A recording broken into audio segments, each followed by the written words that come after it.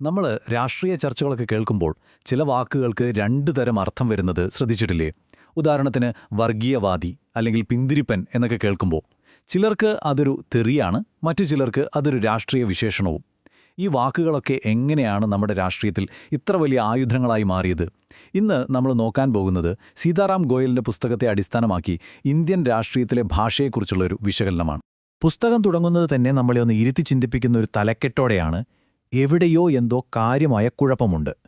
ശരിക്കും നമ്മുടെ ഈ രാഷ്ട്രീയ സംവാദങ്ങളിൽ എവിടെയാണ് താളം തെറ്റുന്നത്? ആ ഒരു ചോദ്യത്തിൽ നിന്നാണ് ഈ വിശകലനം ആരംഭിക്കുന്നത്. ഈ ആശയക്കുഴപ്പത്തിന്റെ ആഴം മനസ്സിലാക്കാൻ ഗ്രന്ഥകാരൻ നമ്മളെ നേരെ കൊണ്ടുപോകുന്നത് 1959 അന്ന് പ്രമുഖ ദേശീയ നേതാവായ ജയപ്രകാശ് നാരായണന് ഒരു അപ്രതീക്ഷിത ക്ഷണം കിട്ടുകയാണ്. തനിക്ക് ഒട്ടും വിശ്വാസമില്ലാത്ത ഒരു സംഘടനയുടെ ക്യാമ്പ് സന്ദർശിക്കാനായിരുന്നു ആ ക്ഷണം. ജെ.പി.യുടെ പ്രതികരണം വളരെ രൂക്ഷമായിരുന്നു. അദ്ദേഹം പറഞ്ഞു, "നിങ്ങൾ എന്താ ഈ പറയുന്നത്? വർഗീയവും പിന്തിരിപ്പിനുമായ ഒരു സംഘടനയുമായിട്ട് എനിക്ക് യാതൊരു ബന്ധവുമില്ല. നോക്കൂ, ഇവിടെ വാക്കുകൾ കൊണ്ട് പണിത ഒരു വലിയ മതിൽ നമുക്ക് കാണാൻ പറ്റും." എന്നാൽ ഗ്രന്ഥകാരന്റെ മറുപടി വളരെ വ്യത്യസ്തമായിരുന്നു.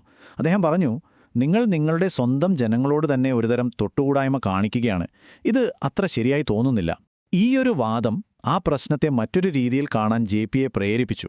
ആ തൊട്ടുകൂടായ്മ എന്ന പ്രയോഗം ജെ.പി.യെ ശരിക്കും ചിന്തിപ്പിച്ചു. അദ്ദേഹം തന്റെ മുൻവിധികൾ മാറ്റിവെച്ച് RSS ക്യാമ്പ് സന്ദർശിക്കാൻ തീരുമാനിച്ചു.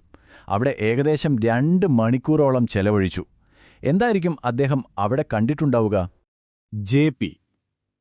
അവിടെ കണ്ട കാഴ്ച അദ്ദേഹത്തിന്റെ എല്ലാ മുൻവിധികളെയും തകർത്തു കളഞ്ഞു. അച്ചടക്കമുള്ള ചെറുപ്പക്കാർ, അവരിൽ പലരും നല്ല വിദ്യാഭ്യാസമുള്ളവർ, ബിരുദധാരികളും ബിരുദാനന്തര ബിരുദധാരികളുമൊക്കെയുണ്ട്. ഇത് അദ്ദേഹത്തെ ശരിക്കും അത്ഭുതപ്പെടുത്തി. ക്യാമ്പ് സന്ദർശനം കഴിഞ്ഞ് ജെ.പി. സമ്മതിച്ചു, ആ മതിൽ തകർന്നുവെന്ന്. പക്ഷെ സംശയം പൂർണ്ണമായി മാറിയില്ല. ഇതൊരു മറാഠ സാമ്രാജ്യ പുനരുജ്ജീവന ശ്രമമല്ലെന്ന് എനിക്കിപ്പോഴും ഉറപ്പില്ല എന്നായിരുന്നു അദ്ദേഹത്തിന്റെ അവസാനത്തെ വാക്ക്. എന്തുകൊണ്ടാണ് നേരിട്ട് കണ്ടിട്ടും ആ ആഴത്തിലുള്ള സംശയം മാറാതിരുന്നത്? അപ്പോ ഇതാണ് ഇവിടുത്തെ പ്രധാന ചോദ്യം. ഒരു ദേശീയ നേതാവിനെയും ഒരു ദേശീയ പ്രസ്ഥാനത്തെയും തമ്മിൽ വേർതിരിച്ച ആ മതിൽ യഥാർത്ഥത്തിൽ എന്തായിരുന്നു? വർഗീയവാദി, പിന്തിരിപ്പൻ എന്നൊക്കെയുള്ള വാക്കുകൾ കൊണ്ട് നിർമ്മിച്ച ആ മതിൽ എങ്ങനെയാണുണ്ടായത്? ആ ചോദ്യത്തിനുള്ള ഉത്തരം നമ്മുടെ രാഷ്ട്രീയ ഭാഷയിൽ തന്നെ ഒഴിഞ്ഞിരിപ്പുണ്ടെന്നാണ് ഗ്രന്ഥകാരൻ പറയുന്നത്. ചില വാക്കുകളുടെ യഥാർത്ഥ അർത്ഥം തന്നെ മാറ്റിമറിക്കപ്പെട്ടു. നമുക്കതൊന്ന് പരിശോധിക്കാം. ഗ്രന്ഥകാരൻ പറയുന്നതിതാണ്: നമ്മുടെ രാഷ്ട്രീയത്തിലെ ഭാഷാപ്രയോഗങ്ങൾ കുറെ മുദ്രാവാക്യങ്ങളായി ചുരുങ്ങിപ്പോയിരിക്കുന്നു. വാക്കുകൾ ഇവിടെ പുകഴ്ത്താനും ഇകഴ്ത്താനും മാത്രമുള്ള ആയുധങ്ങളായി മാറുകയാണ്. ഗ്രന്ഥകാരൻ നൽകുന്ന ഏറ്റവും നല്ല ഉദാഹരണങ്ങളിലൊന്ന് നോക്കൂ. സെക്കുലർ എന്ന വാക്കിന് നിഘണ്ടുവിൽ അർത്ഥം മതനിരപേക്ഷം എന്നാണ്. പക്ഷേ രാഷ്ട്രീയത്തിൽ അതിന് ഹൈന്ദവ വിരുദ്ധവും ഇസ്ലാമിക അനുകൂലവുമായ ഒരർത്ഥം കൈവന്നു എന്ന് ഗ്രന്ഥകാരൻ പറയുന്നു. അതുപോലെ ഒരു സമൂഹവുമായി ബന്ധപ്പെട്ടത് എന്നർത്ഥം വരുന്ന കമ്മ്യൂണൽ എന്ന വാക്ക് ഹിന്ദുക്കളെ അപമാനിക്കാനുള്ള ഒരു ലേബലായി മാറി. ഈ അർത്ഥം മാറ്റം ഇവിടെയും തീരുന്നില്ല. മുന്നോട്ടു പോകുന്നത് എന്നർത്ഥമുള്ള പ്രോഗ്രസീവ് എന്ന വാക്ക് ഇടതുപക്ഷ ആശയങ്ങളെ മാത്രം ന്യായീകരിക്കാൻ ഉപയോഗിക്കുന്നുവെന്ന് ഗ്രന്ഥകാരൻ ചൂണ്ടിക്കാട്ടുന്നു. മറുവശത്ത് പിന്തിരിപ്പൻ അഥവാ റിയാക്ഷണറി എന്നൊരു ലേബലൊട്ടിച്ച് എതിരാളികളെ നിശബ്ദരാക്കാൻ ശ്രമിക്കുന്നു. അപ്പോ ഇതാണിവിടത്തെ പ്രധാനപ്പെട്ട പോയിന്റ്. ഗ്രന്ഥകാരന്റെ അഭിപ്രായത്തിൽ ഈ വാക്കുകൾ വസ്തുതകളെ വിവരിക്കാനല്ല ഉപയോഗിക്കുന്നത്, മറിച്ച് ധാർമ്മികമായി ശരി തെറ്റ് എന്ന് മുദ്രകുത്താനാണ്. ഇതോടെ രാഷ്ട്രീയം നന്മയും തിന്മയും തമ്മിലുള്ള ഒരു യുദ്ധമായി മാറുന്നു. അല്ല, ഈ ഭാഷ, ഈ ഒരു നന്മ തിന്മ വേർതിരിവ് ഇന്ത്യയിൽ എവിടെ നിന്നാണ് വന്നത്? അതിന്റെ ചരിത്രപരമായ വേരുകൾ തേടുകയാണ് ഗ്രന്ഥകാരൻ അടുത്തതായി. ഗ്രന്ഥകാരന്റെ വാദം വളരെ വ്യക്തമാണ്. ഈ രാഷ്ട്രീയ ഭാഷ നമ്മുടെ സ്വാതന്ത്ര്യ സമരത്തിൽ നിന്ന് തനിയെ ഉണ്ടായതല്ല, മറിച്ച് പുറത്തുനിന്ന് ഇറക്കുമതി ചെയ്തതാണ് എന്നാണ് അദ്ദേഹം പറയുന്നത്. ഈ ടൈംലൈൻ ഒന്ന് ശ്രദ്ധിച്ചു നോക്കൂ. 1885 കോൺഗ്രസ് ബ്രിട്ടീഷ് ലിബറലിസത്തിന്റെ ഭാഷയാണ് ഉപയോഗിച്ചത്. 1905 സ്വദേശി പ്രസ്ഥാനം വന്നപ്പോൾ ദേശീയവാദി, തീവ്രവാദി തുടങ്ങിയ വാക്കുകൾ വന്നു. എന്നാൽ 1920കളിൽ ഒരു വലിയ മാറ്റം സംഭവിക്കുകയാണ്. ലെനിൻ രൂപം കൊടുത്ത ഒരു പുതിയ രാഷ്ട്രീയ ഭാഷ കമ്മ്യൂണിസ്റ്റ് പാർട്ടി വഴി ഇന്ത്യയിലേക്ക് വരാൻ തുടങ്ങി. ഇന്ത്യൻ ദേശീയതയുടെ ഭാഷയിൽ ഒരുതരം അസ്വസ്ഥത അനുഭവിച്ചിരുന്ന പണ്ഡിറ്റ് ജവഹർലാൽ നെഹ്റു ഈ പുതിയ കമ്മ്യൂണിസ്റ്റ് ഭാഷയെ സ്വീകരിക്കുകയും അതിനു വലിയ പ്രചാരം നൽകുകയും ചെയ്തുവെന്നാണ് ഗ്രന്ഥകാരൻ പറയുന്നത്. അപ്പോൾ ഈ ഇറക്കുമതി ചെയ്ത ഭാഷ ഇന്ത്യൻ ദേശീയതയെ എങ്ങനെയാണ് ബാധിച്ചത്? ഗ്രന്ഥകാരൻ പറയുന്ന പ്രത്യാഘാതങ്ങൾ നമ്മൾ ഗൗരവമായി കാണേണ്ടതാണ്. ഗ്രന്ഥകാരന്റെ കണ്ടെത്തലുകൾ ശരിക്കും ഞെട്ടിക്കുന്നതാണ്.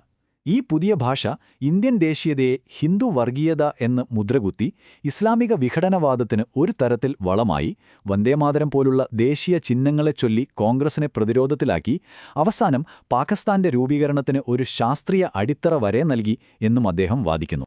ഇത്രയൊക്കെ പ്രശ്നങ്ങളുണ്ടെങ്കിൽ പിന്നെന്താ ഒരു പോംവഴി? ഗ്രന്ഥകാരൻ ഒരു ബദൽ മാർഗം മുന്നോട്ട് വയ്ക്കുന്നുണ്ട്. അതെന്താണ് നമുക്ക് നോക്കാം. ഗ്രന്ഥകാരന്റെ നിർദ്ദേശം വളരെ വ്യക്തമാണ്. ഈ വഴിതെറ്റിപ്പോയ ഭാഷയ്ക്ക് പകരം സനാതനധർമ്മത്തിന്റെ തത്വങ്ങളിൽ വേരൂന്നിയ ഇന്ത്യൻ ദേശീയതയുടെ സ്വന്തം ഭാഷ പുനരുജ്ജീവിപ്പിക്കുക. ഗ്രന്ഥകാരൻ മുന്നോട്ട് വയ്ക്കുന്ന ഇന്ത്യൻ ദേശീയതയുടെ ചട്ടക്കൂട് ഇങ്ങനെയാണ്: ഒന്നാമതായി, ഭാരതവർഷത്തെ ഒരു അവിഭാജ്യ ഘടകമായി കാണുക. 2, ഇസ്ലാം, ക്രിസ്തുമതം പോലുള്ളവയെ സാമ്രാജ്യത്വ പ്രത്യയശാസ്ത്രങ്ങളായി തിരിച്ചറിയുക. മൂന്നാമതായി, സ്വദേശിയെന്ന ആശയത്തിന് പ്രാധാന്യം നൽകുക. 4, ദേശീയ പ്രതിഭയെ സംരക്ഷിക്കുക. അവസാനമായി, ദേശീയ പൈതൃകം സംരക്ഷിക്കാൻ ശക്തമായൊരു കേന്ദ്രഭരണകൂടം സ്ഥാപിക്കുക. ഈ കാഴ്ചപ്പാടിന്റെ തത്വശാസ്ത്രപരമായ അടിസ്ഥാനം വളരെ രസകരമാണ്. ഇത് ലോകത്തെ കാണുന്നത് മനുഷ്യപ്രകൃതിക്കുള്ളിലെ ഉയർന്ന അഭിലാഷങ്ങളും താഴ്ന്ന ആഗ്രഹങ്ങളും തമ്മിലുള്ള ഒരു ദേവാസുര സംഗ്രാമമായിട്ടാണ്. ചുരുക്കി പറഞ്ഞാൽ, ഗ്രന്ഥകാരൻ രാഷ്ട്രീയ ഭാഷയെ കാണുന്നത് ഒരു രാജ്യത്തിന്റെ ആത്മാവിനായുള്ളൊരു പോരാട്ടമായിട്ടാണ്. ഇത് നമ്മളെ ഒരു വലിയ ചോദ്യത്തിലേക്കാണ് എത്തിക്കുന്നത്. നമ്മൾ ഇന്ന് ഉപയോഗിക്കുന്ന രാഷ്ട്രീയ വാക്കുകൾ നമ്മുടെ നാടിന്റെ ഭാവിയെക്കുറിച്ച് യഥാർത്ഥത്തിൽ എന്താണ് പറയുന്നത്? തീർച്ചയായും ചിന്തിക്കേണ്ട ഒരു കാര്യം.